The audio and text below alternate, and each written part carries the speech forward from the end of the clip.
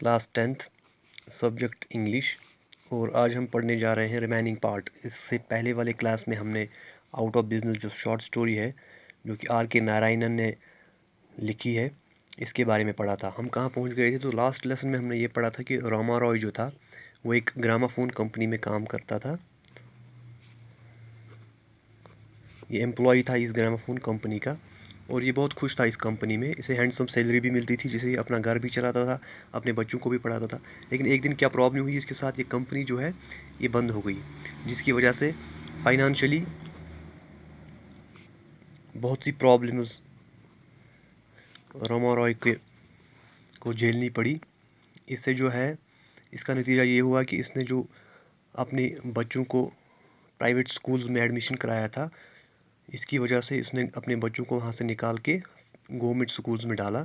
और जो इसके घर में कुक्स थी, इसके घर में और जो सर्वेंट्स थी, उसको भी जो रामा रॉय है और उसकी वाइफ जो है उन्होंने उनको भी निकाल दिया, क्योंकि उनकी फाइनेंशियल कंडीशन जो थी वो बहुत वीक हो चुकी थी। किससे?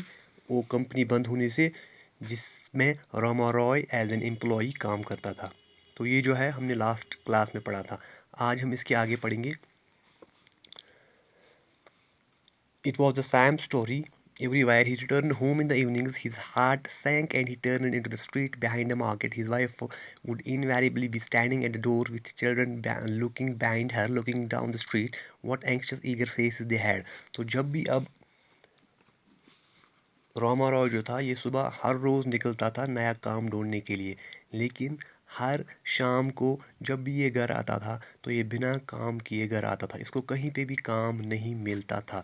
इसकी जो वाइफ थी, इसके जो चिल्ड्रन थे, वो ये इस होप में थे कि शायद आज इसको काम मिल जाए। लेकिन जब भी ये वापस आता था तो इसका चेहरा बहुत उतरा हुआ होता था। उनको खुद समझ में आ जाता था, इसकी फैमिली को, कि शायद आज भी इसको काम नहीं मिला है। They seemed always to hope that he would come back home with some magic fulfillment, as he remembered the futile ways in which he searched for a job, and the finality looked at his face, understood, and turned into him uttering a word. The children looked at the queue, filed in silently. Ramaroy tried to improve matters with forced heartiness. Well, well, how are we all today? To which he received numbling, feeble responses from his wife and children. तो ये इनका mood ठीक करने के लिए इनसे बात करना चाहता था, लेकिन इनके जो बच्चे थे और इसकी वाइफ, उनको समझ में आ जाता था कि रामा रॉय को शायद आज भी काम नहीं मिला था। तो इनकी जो फाइनेंशियल कंडीशन है वो अब शायद जल्दी सुधरने वाली नहीं है। It rent his heart to see them in this condition. इससे रामा रॉय को बहुत तकलीफ़ हुई जब इसने देखा कि इसकी फैमिली जो था, इसकी जो फैमिली थी, उसकी ये कंडीशन देख के ये बहुत परेशान हो गया था। There at the extension how the girl would spark with flowers and bright and dress. इसको याद आता था कि जब ये उस अच्छे बंगले में रहते थे तो वहाँ पे इसके जो बच्चे थे वो बहुत खुश थे। A women's club, she had friendly neighbours, उसके नेबर्स अच्छे थे। A women's club. तो ये जो भी लग्जरियस लाइफ ये गुजारते थे, ये जब उसे याद करता था तो रामा रॉय बहुत परेशान होता था। जब ये उस लाइफ को कंपेयर करता था, किस लाइफ के साथ? इस लाइफ के साथ जो ये अब गुजारता था। But now she hardly had the heart of need to change in the evenings, for she spent all her time cooped up in the kitchen. अब हार्डली इसकी बीवी को किचन से फुर्सत मिलती थी कि वो बाहर जाए, वुमेन्स क्लब जाए। तो ये जो भी लग्जरियस लाइफ थी वो इनके लिए अब ख़त्म हो चुकी थी। And then the children, the house in the extension had a compound that they roamed about a dozen of other children. It was possible to have numerous friends in the fashionable nursery school. ये जो बच्चे थे ये उस जिस fashionable nursery school में थे, वो काफ़ी उनके फ्रेंड्स भी वहाँ थे। लेकिन जब ये नए स्कूल में आए तो उनके जल्दी जल्दी जो है वो फ्रेंड्स नहीं बने वहाँ पे, तो वो भी बहुत परेशान रहते थे। But here the children had no friends. इनके कोई भी फ्रेंड्स नहीं थे।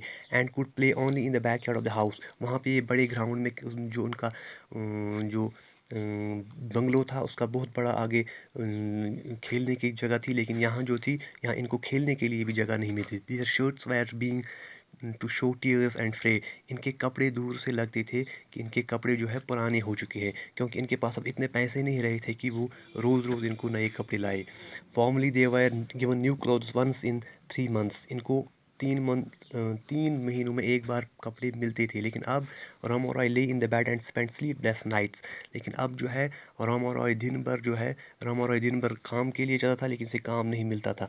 और जब ये शाम को घर आता था तो ये रात को सो नहीं पाता था, क्योंकि इसे इसके जो फैमिली है उसकी जो मिज़री है उसकी वजह से इसे जो है नींद नहीं आती थी। All the cash in the hand was now gone. जो भी इनके पास कैश था, रेडी कैश जो इनके पास था, वो अब ख़त्म हो चुका था। Their only source of income was the small rent they were getting for their house in the extension. तो जो इनकी आमदनी का ज़रिया जो था वो सिर्फ अब रहा था जो इन्होंने अपना वो पुराना मकान जो रेंट पे दिया था, उसकी जो रेंट आती थी उसी से अब ये घर चलाते थे। They shuddered to think what would happen if the tenant should leave suddenly leave. इनको बहुत सी परेशानी होती थी ये सोच के कि क्या होगा अगर जिन्होंने इनको रेंट दिया है, अगर वो रेंट वाले वहाँ से चले जाए, तो ये जो स्मॉल इनकम वहाँ रेंट से आती थी, तो अगर वो भी चले जाए तो इनका क्या होगा। It was in the connection that Rama Roy came across a journal in the jubilee reading room. It was called the captain.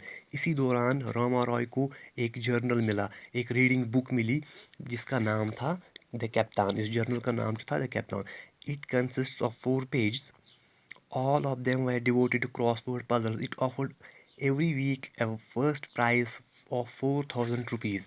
Rama Roy की नज़र इस जर्नल पे पड़ी। इस जर्नल में इसने देखा कि वहाँ पे एक पज़ल सॉल्व करना था। जो भी इस पज़ल को सॉल्व करता था, फर्स्ट प्राइज़ जीतने वाले को 4,000 रुपीज़ मिलते थे। तो इससे आगे जो है हम नेक्स्ट क्लास